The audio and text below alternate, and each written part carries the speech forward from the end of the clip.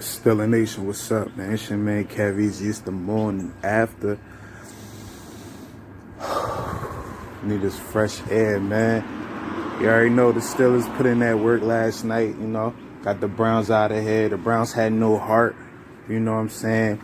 Jadeveon Clowney was throwing shoes. They was throwing tantrums, but they couldn't throw away enough points to get the dub over the Pittsburgh Steelers. It was a monumental night, legendary night, a night if you are a Pittsburgh Steelers fan and you did not shed a tear last night, I question your humanity, your ability or whatever. I question your fandom. You know what I'm saying? Unless you one of them old Terry Bradshaw back in my day ass dudes, you feel me? Like, you know, I understand that. But Ben Roethlisberger's last home game, he couldn't hold it in. So he was basically like going with the flow. Like, yeah, it's the last one. Dog, he may, like, you know, the Steelers can probably still make the playoffs. You know, they beat Baltimore next week. And the Colts the Colts lose to the Jags, which I'm like, dog, that is not happening. You know what I mean? But anything can happen in the league, you feel me? So, you know, he can do that. They can do that. And they said the Chargers and Raiders game can't end in a tie. Now, as crazy as that sounds, I expect that to happen more than the Colts losing to the Jaguars. You know what I'm saying? But anyway, back to the game, man. Najee Harris stepped up. He had 188 yards. You know what I'm saying? I love the last part of the game, right? Like, we get Ben back out there in the offense, and then Najee gets that touchdown. So, like, all right, Ben ends it with a touchdown. Cool. And then out of nowhere, bam, Trey Norwood, Mr. 7th round pick, a.k.a. that young bull's the steal of the draft.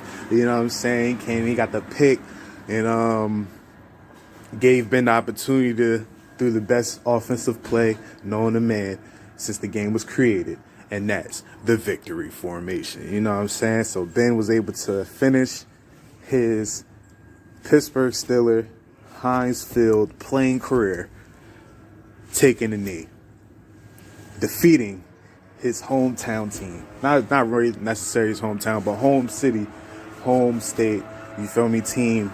The Cleveland Browns that passed on him, you know?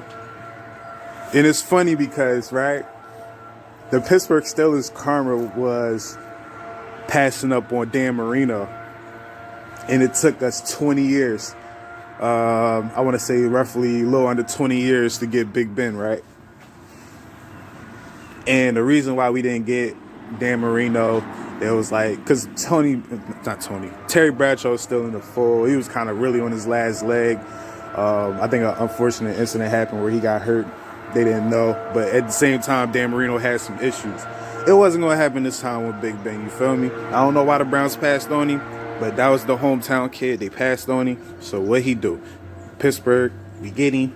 He made the Browns, and he made the Bengals pay. Yeah, the Bengals won the division, but it doesn't matter. He made them pay.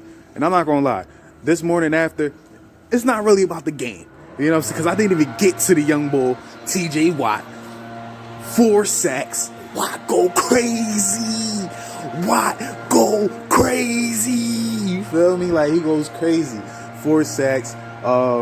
Alex Highsmith had 2 sacks, I believe. I didn't think I was going to take the field again, but it's the best play in football when you're an offensive player to take a knee. Everyone ate, man. So I'm glad I got to do it one last time. Yo, it was good, man. And it's like,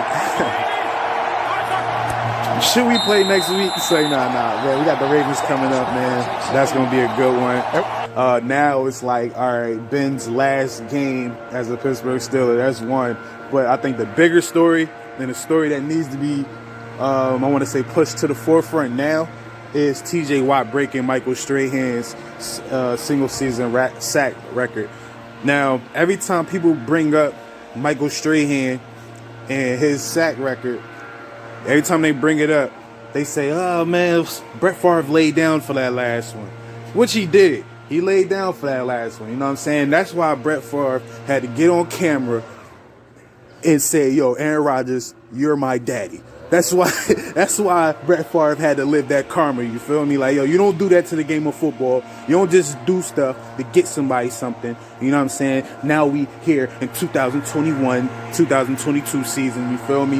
Well, really it's 2021 season, but we're in 2022 right now. You know what I'm saying? We're right here, right now.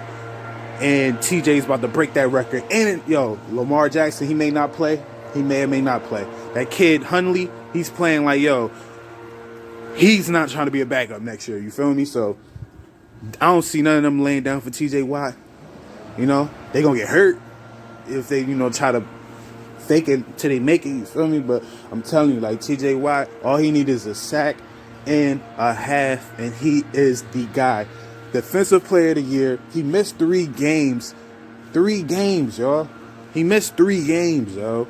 Like, come on. I didn't think I was going to take this again, but it's the best play in football when you're an offensive player to take a knee. He'll be doing this. So I'm glad I got to do it one last time. 14 games, bro. That means TJ Watt could have played in the 70s. You feel me? Like, and would have broke this record.